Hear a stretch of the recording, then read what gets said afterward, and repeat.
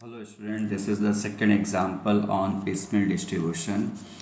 अगर आप देखो तो यहाँ पे मैंने एक एग्जांपल तैयार करके रखा हुआ है।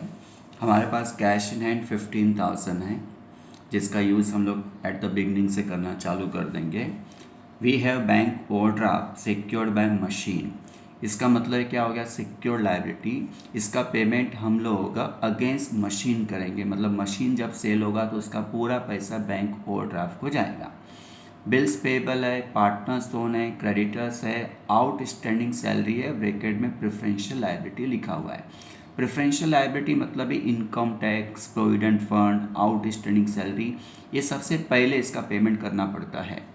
लेकिन हमको पता है कि बैंक ओवरड्राफ्ट जो सिक्योर लोन है, इसका कोई ऑर्डर फिक्स नहीं है।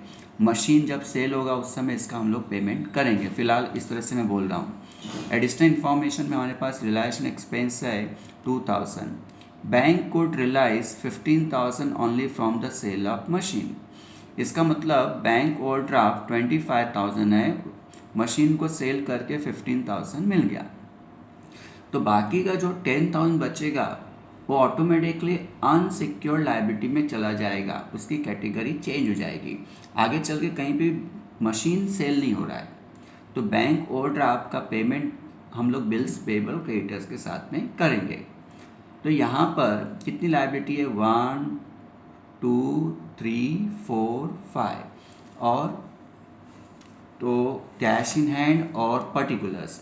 तो इस तरह से पर्टिकुलर और कैश के बाद मैंने 5 कॉलम यहाँ पर बना के रखे हुए हैं। तो चलो हम इसको सॉल्व करते हैं। आप लोग भी अपने बुक में इसको देख देख कर सॉल्व करो ताकि अच्छे से प्रैक्टिस हो। Statement showing distribution of cash. तो सबसे पहले particulars, cash available, outstanding salaries, जो सिंगल है इसलिए यहाँ पे एक सिंगल एरो कर देता हूँ, bank overdraft, bills payable, creditors, partners loan. Partners loan आपका सिंगल है इसलिए उसको हम लोगों ने सिंगल एरो किया। जैसे हमने देखा कि बैंक ओवरड्राफ्ट में से 15,000 स्टार्टिंग में ही मशीन से रिलाइज हो गया था। अब बैंक ओवरड्राफ्ट ऑटोमेटिकली शिफ्ट हो गया बिल्स पेबल और क्रेडिटर्स के साथ में। तो अब तीनों एक ही कैटेगरी को हो गया, एक ही कैटेगरी में आ गए, इसलिए तीनों का पेमेंट हम लोग एक साथ करेंगे। तो सबसे पहला ओपनिंग बैलेंस यहाँ लिख देता हूँ मैं। कैश मेरे पास 15,000 है, आउटस्टैंडिंग सैलरी 6,000 है, बैंक ओवरड्राफ्ट 25 में से 15 चला गया तो 10,000। 15,000 का हम लोग एक नोट नीचे लिख लेंगे। और फिर हमारे पास बिल्स पेबल 15,000 है, क्रेडिटर्स है 10,000 और पार्टनर्स लोन दिया हुआ है 5,000।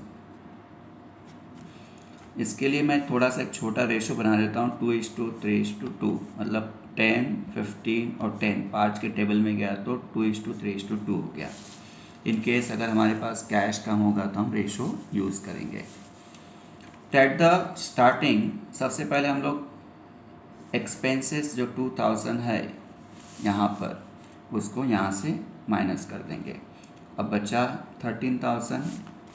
हमारे पास क्यू में सबसे पहले आउटस्टैंडिंग सैलरी है तो उसका पेमेंट करेंगे। तो पे टू आउटस्टैंडिंग सैलरीज, उसको 6,000 देना है तो 6,000 यहाँ से चला गया, 6,000 हमने यहाँ पे लिख दिया। अब हमारे पास बच्चा इसमें से 13 में से 6 गया तो 7,000। अब इस समय लाइन में तीन लोग एक ही कैटेगरी के लोग खड़े हैं, bank overdraft, bills payable, creditors. तीनों को हमको पैसे देने अगर देखा तो 10, 15, 25 प्लस 35,000 देने और मेरे पास 7,000 ही अवेलेबल है। तो हम लोग क्या करेंगे? रेशो यूज़ करेंगे, जो अमाउंट है ड्यूज उसका रेशो। तो रेशो था 2:3:2। तो यहाँ पर less pay to bank OD, bills payable and creditors, ratio है 2:3:2। 7,000 लिखा तो 7,000 को 2:3:2 मतलब 7 हो गया, डिवाइड बाय 7,000 किया तो 1,000 आता। तो 1,000 इंटू 2 किया तो 2,000, 3,000, और उसके बाद में 2000 है। अब ये हो गया नील, ये हो गया नील, ये हो गया 8000, ये 12000, 8000 और ये बचा 5000। अब नेक्स्ट कैश कब आ रहा है हमारे पास? नेक्स्ट कैश आ रहा है असेट्स रिलाइज जनवरी में 21,000। तो जनवरी रिलायशन 21,000। इस समय क्यू में bank overdraft, bills payable, creditors ही चल रहा है और तीनों को मिला के इस समय देना है मुझे 28,000 और मेरे पास 21,000 ही है। तो अगेन रेशो यूज़ करेंगे, pay to overdraft, bills payable and creditors, ratio है 2:3:2। 21,000 डिवाइड बाय 7 किया तो 3,000 इंटू 2 6,000 इंटू 3 9,000 और ये अगेन 6,000। कैश ख़त्म हो गया, ये नील हुआ, ये बचा 2,000 और यहाँ बचा 3,000, यहाँ बचा 2,000 और इसको 5,000 देना पेंडिंग है। अब नेक्स्ट कैश रिलाइज हो रहा है फरवरी में 10,000। तो फरवरी रिलायशन 10,000, 2,000, 3,000, 5 और 2 7,000 देना है, मेरे पास 10,000 है। तो हम लोग रेशियो यूज़ नहीं करेंगे। तो pay to overdraft, bills payable and creditors, यहाँ दिख गया 7,000, मतलब 2 + 3 5 + 2 7,000। उसमें से 2,000 इसको दे दिया, 3,000 इसको दे दिया, 2,000 इसको दे दिया। अब बचा 3,000। इस समय सबसे लास्ट है पार्टनर्स लोन, इसको देना है मुझे 5,000। तो फिलहाल 3,000 दे के काम चलाएंगे। तो पे टू पार्टनर्स लोन 3,000 इधर और इसके अंदर जाके हमने 3,000 लिख दिया। अब बचा मेरे पास कैश 0 और यहाँ पे हो गया नील, ये भी हो गया फुल पेमेंट, इसका भी हो गया फुल पेमेंट और इसका 2,000 बाकी है। तो यहाँ पर हमने देखा कि बैंक ओवरड्राफ्ट सिक्योर लोन था 25,000 से अगेंस्ट द मशीन को सेल करके हमको 15,000 ही मिला। तो 15,000 देने के बाद जो 10,000 ओवरड्राफ्ट बचा उसको हमने अनसिक्योर्ड लायबिलिटी की कैटेगरी में ट्रांसफ़र कर दिया और अनसिक्योर्ड लायबिलिटी के साथ में उसका पेमेंट करना चालू कर दिया। तो एग्जाम्पल नंबर 2 था। अब हम लोग एग्जाम्पल नंबर 3 करते हैं। यहाँ पे मैंने एग्जाम्पल नंबर 3 तक तैयार रखा हुआ है। तो prepare statement of distribution of cash. Mortgage loan, mortgage का मतलब होता है सिक्योर लोन, 70,000 है। आउटस्टैंडिंग इनकम टैक्स, इसको हम लोग प्रेफरेंशियल लायबिलिटी बोलते हैं, सबसे पहले आएगा 15,000। बिल्स पेबल क्रेडिटर्स अनसिक्योर्ड है 10,000 और 25,000। इन केस जब उनका पेमेंट करना होगा और हमारे पास कैश अवेलेबल होगा, कैश अवेलेबल कम अवेलेबल होगा तो हम उसका पेमेंट 10:25 मतलब 2:5 में के रेशो में करेंगे। और पार्टनर्स लोन दिया है 15,000। हमारे पास कैश अवेलेबल है 3,000। Partner decided to keep 2,000 aside for estimated dissolution expense. तो 2,000 कैश में से हटा लेंगे। असेट्स रिलाइज में लिखा है received 11,000 after paying mortgage loan from the sale of stock.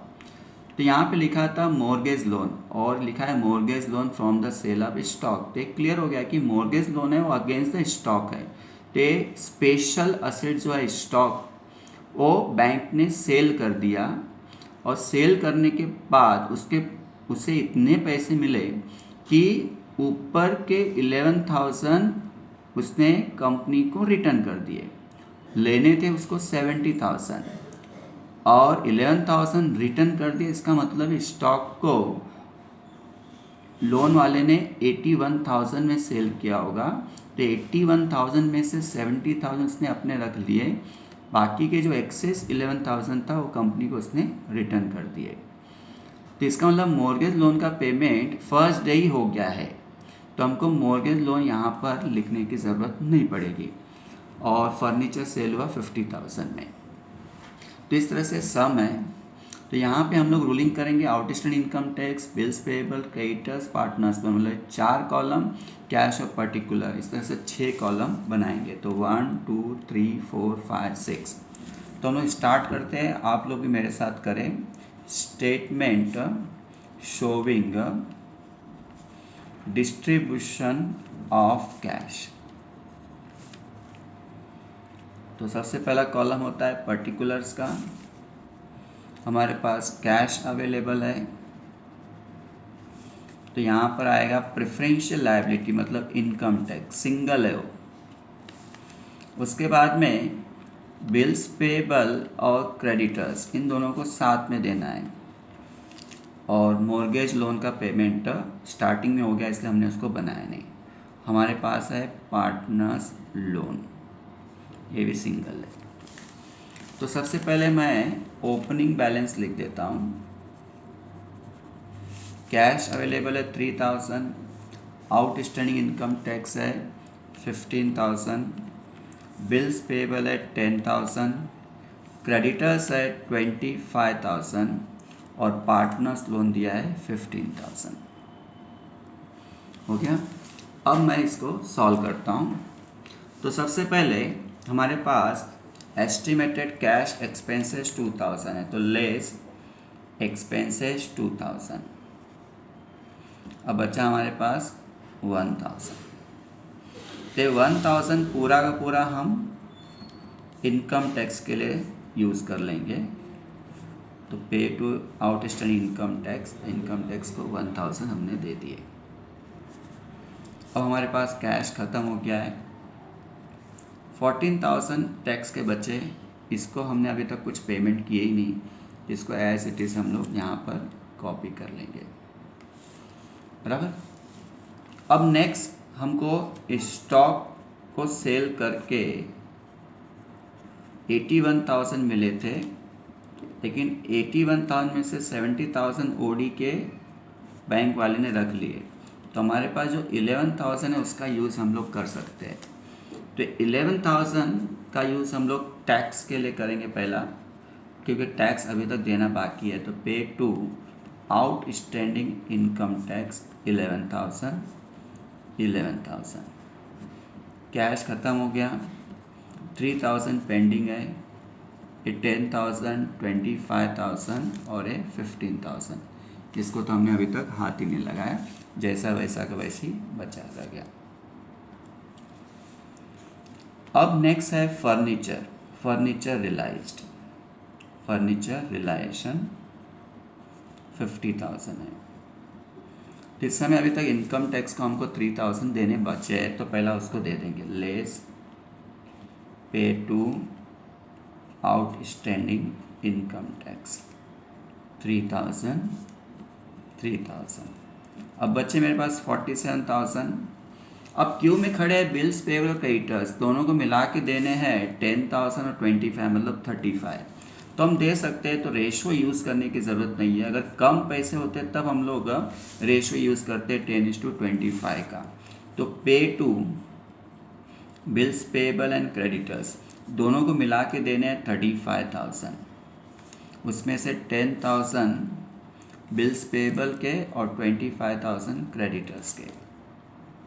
अब बचे 12,000, जिसका यूज़ हम लोग करेंगे at the and partners loan. हमारे पास 15,000 रह गया है उसके लिए, तो less pay to partners loan 12,000 और यहाँ पर 12,000। कैश ख़त्म हो गए, इसको पूरा पेमेंट हो गया, इसे भी पूरा पेमेंट हो गया, इसे भी पूरा पेमेंट हो गया, और इसका 3,000 अभी तक पेंडिंग है, जो हम लोग बाद में जब कैश रिलाइज होता है उस समय करेंगे। तो इस समय हम देखा कि एट द बिगनिंग ही हमारे पास मॉर्गेज लोन का पैसा आ गया था स्टॉक सेल करके, तो उसको हमने पे कर दिया, जिसका हमने यहाँ पे रूलिंग नहीं किया। तो ये था एग्जाम्पल नंबर 3। अब हम लोग एग्जाम्पल नंबर 4 पे आते हैं। Prepare statement of distribution of cash. Bank loan against building, तो स्पेशल असेट्स बिल्डिंग हो गया। बिल्डिंग जब सेल होगा तो उसका पैसा बैंक लोन को जाएगा। प्रोविडेंट फंड जिसको हम लोग बोलते हैं preferential liability, income tax, sale tax, ये सब क्या है प्रेफरेंशियल लायबिलिटी, क्यू में सबसे पहला उसको खड़ा करते हैं। क्रेडिटर्स अनसिक्योर्ड है, बैंक ओवरड्राफ्ट भी सिक्योर्ड लायबिलिटी में आ गया लेकिन अगेंस्ट द स्टॉक है, तो ये दोनों अलग अलग असेट्स के थ्रू है, इसलिए दोनों अलग अलग ही होगा, साथ में हम लोग इसको एक ही कैटेगरी में नहीं डाल सकते क्योंकि ये अगेंस्ट बिल्डिंग है और अगेंस्ट स्टॉक है। पार्टनर्स लोन दिया हुआ है, कैश इन 10,000 है, ₹5,000 kept aside for estimated dissolution expenses, जिसका हम लोग स्टार्टिंग में 5,000 कैश में से माइनस कर लेंगे। असेट्स लाइज में स्टॉक है, बिल्डिंग है, मोटर कार है और डेटर्स है। तो यहाँ पर हमको बैंक लोन 1 2 3 4 5 5 कॉलम लाइबिलिटी के होंगे, पर्टिकुलर और कैश के कॉलम, मतलब टोटल 7 कॉलम बनाने हैं। तो हमारे साथ सॉल्व करेंगे आप लोग भी। Statement showing distribution of cash. तो जैसे कि आपको पता है कि सबसे पहले यहाँ पर पर्टिकुलर का column cash available, provident fund that is preferential liability, तो सबसे पहला और सिंगल ऐसे सिंगल एरो। उसके बाद में बैंक लोन है, सिंगल एरो है, अगेंस्ट बिल्डिंग है। फिर बैंक ओवरड्राफ्ट है, सिंगल एरो, अगेंस्ट स्टॉक है। फिर उसके बाद में आपका सन्ड्री क्रेडिटर्स है और पार्टनर्स लोन है। तो partners loan single, bank overdraft और क्रेडिटर्स फिलहाल ये सब सिंगल सिंगल ही है। सिक्योर्ड लोन, अनसिक्योर्ड लोन और पार्टनर्स लोन दिया हुआ है। तो सबसे पहले हम लोग लिखेंगे ओपनिंग बैलेंस। कैश अवेलेबल 11,000 है, प्रोविडेंट फंड है 10,000, बैंक लोन है 60,000, बैंक ओवरड्राफ्ट है 25,000, क्रेडिटर्स है 25,000, पार्टनर्स लोन है 8,000। तो हमारे पास स्टार्टिंग में 5,000 रिलायेशन एक्सपेंसेस लेस एक्सपेंसेस 5,000।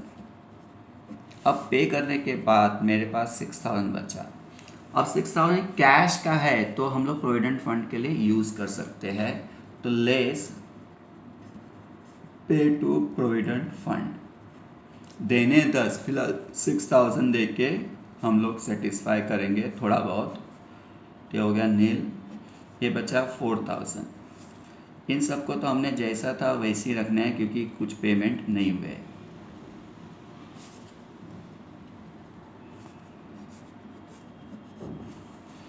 अब नेक्स्ट कैश जो मिल रहा है वो स्टॉक रिलाइज है।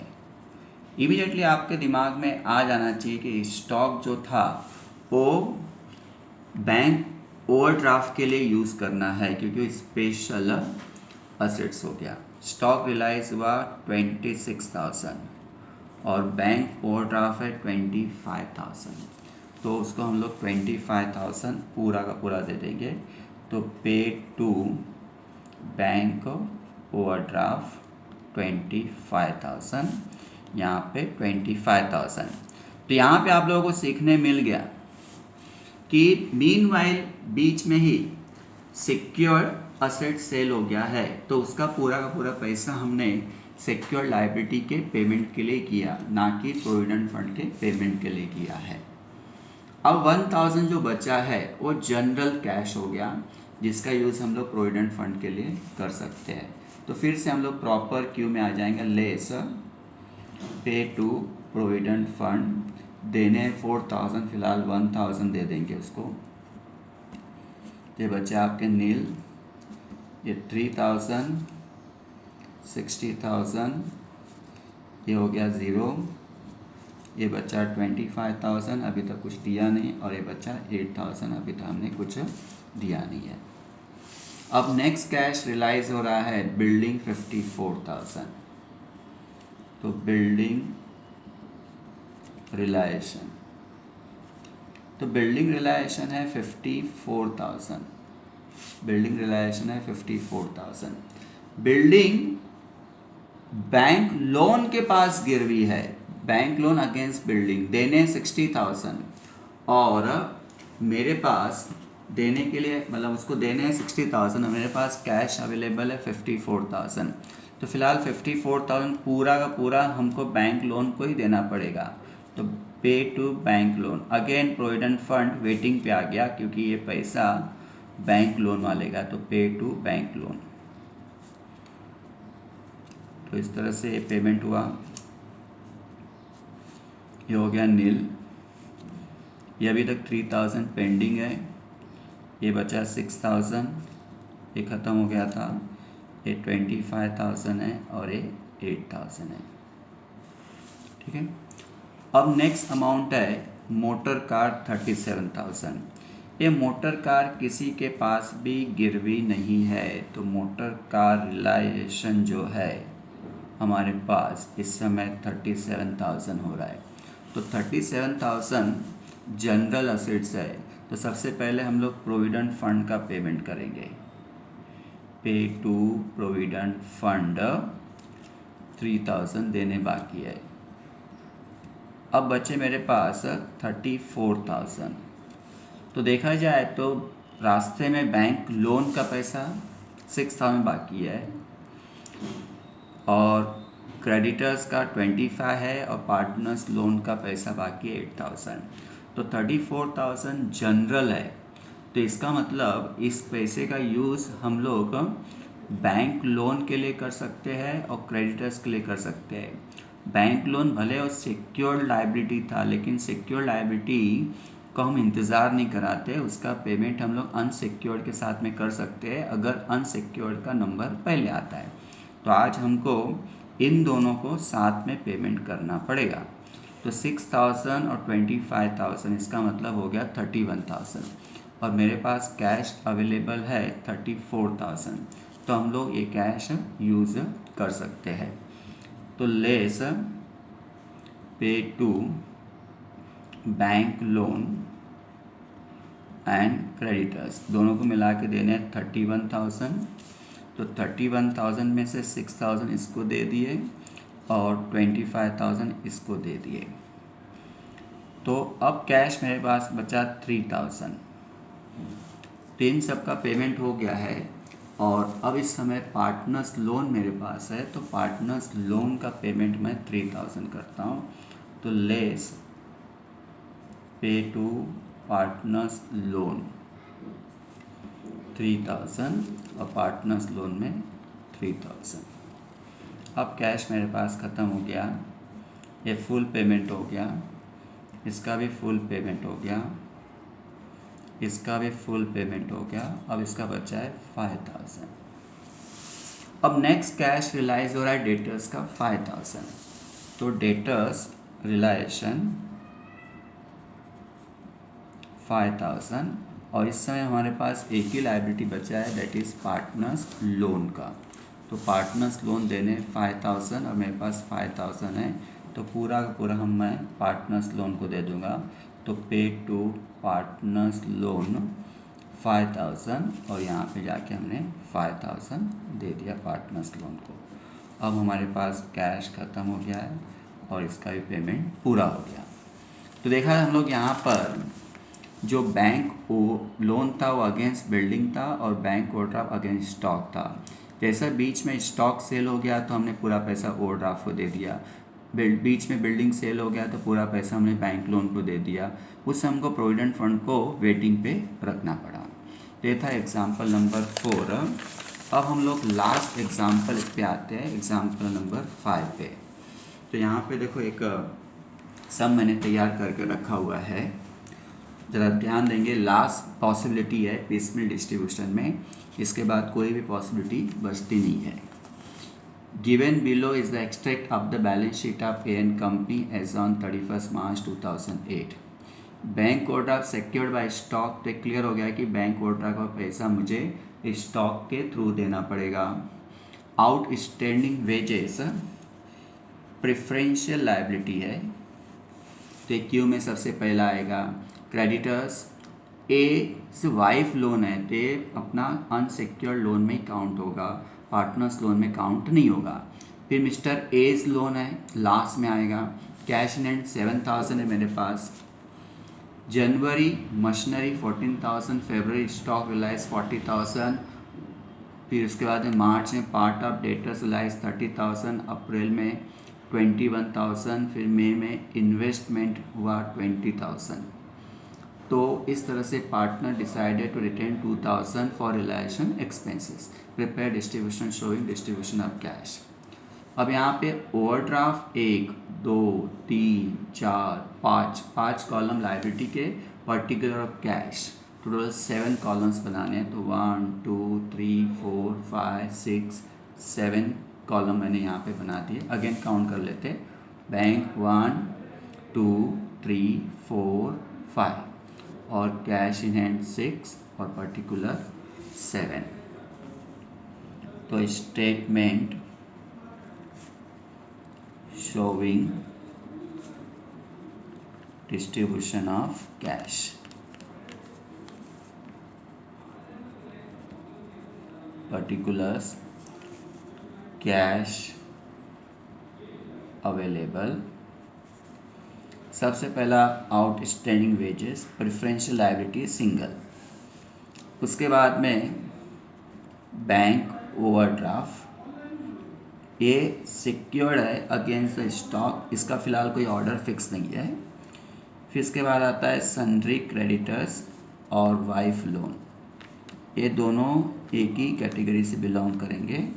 और उसके बाद है mister A's loan, partners loan है सिंगल। तो सबसे पहला मैं ओपनिंग बैलेंस लिख लेता हूँ। हमारे पास कैश अवेलेबल है 7,000, आउटस्टैंडिंग वेजेस दिया है 5,000, बैंक ओवरड्राफ्ट है 50,000, क्रेडिटर्स है 25,000, वाइफ लोन दिया है 30,000 और एज लोन दिया है 20,000। तो इस तरह से हमारे पास ओपनिंग बैलेंस तैयार हो गया है। अब हम लोग चालू करते हैं। तो कैश 7,000, इसमें से हमको 2,000 साइड में रखना है। तो लेस पे फॉर एक्सपेंसेस 2,000, तो बचा 5,000। ये कैश का 5,000 है, इसका यूज़ हम लोग आउटस्टैंडिंग वेजेस के लिए कर सकते हैं। तो less pay to outstanding wages, देने 5,000, हमारे पास 5,000 अवेलेबल है, तो 5,000 हमने लिख दिया। अब ये हो गया नील, ये भी हो गया नील। इन सब को अभी तक हमने पैसे दिए नहीं है। तो 50,000, 25,000, 30,000 और एक 20,000। अब नेक्स्ट कैश कब रिलाइज हो रहा है? जनवरी मशीनरी 14,000, जनवरी मशीनरी रिलायशन अमाउंट है 14,000। ये जनरल असेट्स है, स्पेशल असेट्स नहीं है, सिक्योर नहीं है, तो इसका यूज़ हम लोग कर सकते हैं। तो देखा जाए तो बैंक ओवरड्राफ्ट इस समय यहाँ पर सबसे पहले खड़ा है, फिर क्रेडिटर्स और वाइफ लोन है। तो बैंक ओवरड्राफ्ट का पैसा मुझे स्टॉक से देना है, लेकिन स्टॉक का पैसा ये नहीं है, तो नंबर में अनसिक्योर्ड लायबिलिटी का नंबर पहले आ रहा है। तो रूल क्या बोलता है कि अनसिक्योर्ड लायबिलिटी का नंबर अगर सिक्योर्ड के पहले आता है तो हमको सिक्योर्ड अनसिक्योर्ड तीनों को साथ में पेमेंट करना पड़ेगा। जैसे यहाँ पे 3 ऐसे 3 बोला, तो ऐसा बोलते हैं अनसिक्योर्ड लोन और सिक्योर्ड लोन साथ में पेमेंट होगा। तीनों का पेमेंट करने के लिए मुझे 1,05,000 की ज़रूरत है, तीनों को प्लस करके, लेकिन मेरे पास है 14,000। तो हम लोग रेशो यूज़ करेंगे। तो रेशो क्या हो रहा है? 50, 25, 30, मतलब हो गया अगर 5 के टेबल में करेंगे तो 10:5:6, 10:5:6। तो अगर यहाँ पर देखो तो हमारे पास 50,000 है, 25,000 है और 30,000 है। तो रेशो बन गया 10:5:6।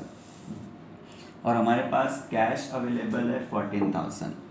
तो हम लोग इसको करेंगे तो 10 + 5 15 + 6 21,000, तो 40,000 डिवाइड बाय 21,000 करेंगे तो पॉइंट में आंसर आता है। तो पॉइंट में आंसर आने के लिए तो उसमें कोई टेंशन लेने वाली बात नहीं है, तो हम लोग पॉइंट में भी लिख सकते हैं, लेकिन let me check something in my book. Thereafter I restart this sum again. I think so some printing mistake is there or not. So let me check. नहीं, यहाँ पे प्रिंटिंग मिस्टेक नहीं है, तो हम लोग कर सकते हैं। तो रेशो है 10:5:6, तो less pay to bank OD creditors and wife loan, ratio है 10:5:6, तो 14,000 है, तो डिवाइड बाय 21 किया तो 66.66 आता है, तो इंटू 10 किया तो इसको जाएगा 6666, इसको मिलेगा 3334 और इसको मिलेगा 4000। इस तरह से हमने पेमेंट कर दिया मशीनरी का। तो मशीनरी क्या था? जनरल असेट्स था, जिसका यूज़ हम लोग सिक्योर अनसिक्योर दोनों के लिए किए। अब कैश ख़त्म हो गया, 50,000 में से माइनस किया तो इसका आंसर आ गया 43,334, इसका आंसर आ गया 21,666, इसका आंसर आ गया 26,000, इसका आंसर 20,000 है। अब नेक्स्ट कैश जो रिलाइज हो रहा है मशीनरी से, फरवरी स्टॉक का 40,000 रिलाइज हुआ, तो फरवरी में स्टॉक रिलाइज हो रहा है 40,000। अब इस 40,000 का यूज़ हम लोग पूरा का पूरा सिक्योर्ड स्टॉक के बैंक ओवरड्राफ्ट के लिए करेंगे, क्योंकि सिक्योर्ड बाय स्टॉक था। इस समय मुझे बैंक ओवरड्राफ्ट को देने हैं 43,000, लेकिन हमारे पास पैसे 40,000, तो 40,000 हम लोग पूरा का पूरा बैंक ओडी के लिए करेंगे। तो पे टू बैंक ओडी 40,000 और बैंक ओवरड्राफ्ट में लिखा 40,000। तो कैश ख़त्म हो गया, यहाँ 334 बचा, यहाँ 21,666, 26,000 और ये 20,000। अब यहाँ पे दिमाग में ये लाना पड़ेगा कि बैंक ओवरड्राफ्ट स्टॉक के अगेंस्ट में था, इसलिए स्टॉक का पूरा पूरा पैसा मैंने बैंक ओडी के लिए यूज़ किया, क्रेडिटर्स और वाइफ लोन के लिए नहीं किया, क्योंकि दोनों अनसिक्योर्ड लोन में थे। अब नेक्स्ट पेमेंट है मार्च में डेटर्स। मार्च रिलायशन, यह है आपका डेटर्स 30,000। तो ये आपका जनरल असेट्स है डेटर्स, जिसका पैसा मुझे क्रेडिटर्स और वाइफ लोन को देना चाहिए, लेकिन रूल क्या बोलता है कि सिक्योर्ड का नंबर पहले ना आके बाद में आ रहा है, तो हमको अनसिक्योर्ड के साथ में इसका पेमेंट करना चाहिए। लेकिन अब ये डिस्कशन यहाँ पे करने की ज़रूरत नहीं है, क्योंकि बैंक ओवरड्राफ्ट का जो भी पेमेंट था हमने स्टॉक के थ्रू कर दिया है। अब जो बैंक ओवरड्राफ्ट बचा है ऑटोमेटिकली वो अनसिक्योर्ड हो गया है, अब उसे सिक्योर्ड बोलने की ज़रूरत ही नहीं, क्योंकि उसका असेट्स रिलाइज हो गया है। तो बाकी का जो बैलेंस पेमेंट है वो अनसिक्योर्ड के साथ ही करेंगे। तब यहाँ पे हमारे पास एक नया रेशो तैयार हो रहा है 3334, 21,666 और 26,000। इस रेशो को हम लोग बना नहीं सकते, तो अमाउंट का ही हेल्प लेके हम लोग 30,000 को डिवाइड करेंगे। तो रेशो जो है अमाउंट वही रेशो हो गया। आप कैलसी में इसको प्लस करके 30,000 में इसका टोटल डिवाइड करेंगे तो आपको अमाउंट सिंगल सिंगल मिल जाएगा। तो pay to bank OD creditors and wife loan 30,000 है, तो 30,000 में से जब मैंने डिवाइड किया तो आंसर आ रहा है 1961, 12,745 और इसका आ रहा है 15,294। इसको फ़िलहाल कुछ मिल नहीं रहा है, मतलब रेशो क्या बना 3334:21,666:26,000। तो इस तरह से आपके पेमेंट हो गए, इसके कैश ख़त्म। अब ये बचा है आपका माइनस करने के बाद 1373, इसका बचा 8921, इसका बचा 10,706, इसको हमने हाथ ही नहीं लगाया। अब नेक्स्ट जो पैसे मिल रहे हैं अप्रैल में 21,000 मिल रहे हैं, तो हम लोग अप्रैल का करते हैं। तो अप्रैल रिलायशन अमाउंट है 21,000। इस समय हम लोग इन तीनों को पेमेंट कर रहे हैं। अब तीनों को जो पेमेंट कर रहे हैं, अगर आप तीनों को टोटल मारे तो एग्जैक्ट 21,000 ही आ रहा है। तो सीधे सीधे हम तीनों को पेमेंट कर देंगे। तो less pay to overdraft, creditors and wife loan 21,000, उसमें से इसको 1373 दिया, 8921, 10,706 और इसको कुछ नहीं दिया। अब बचा नील, ए भी नील, ए भी नील और ए भी नील हो गया, और ये बचा 20,000। अब नेक्स्ट रिलायशन है इन्वेस्टमेंट 20,000। तो इन्वेस्टमेंट रिलाइज मई महीने में, तो मई इन्वेस्टमेंट रिलायशन 20,000। इस समय पार्टनर्स लोन ही बचा हुआ है 20,000। अब उसको पे कर देंगे, पे टू पार्टनर्स लोन 20,000 और यहाँ पर 20,000। तो ये आपका कैश ख़त्म हो गया और इसका पेमेंट हमने कर दिया। तो यहाँ पर हमने देखा कि सिक्योर्ड स्टॉक जो था, सिक्योर्ड बाय स्टॉक, वो रिलाइज हुआ बीच में, जो हमने बैंक ओवरड्राफ्ट के लिए यूज़ किया। उसको पे करने के बाद भी बैंक ओवरड्राफ्ट का पूरा पेमेंट नहीं हुआ था, तो बाकी का जो बैलेंस बचा था हमने देखा कि पेमेंट करने के बाद 3334 बचा था, वो ऑटोमेटिकली अनसिक्योर्ड लोन में ट्रांसफ़र हो गया।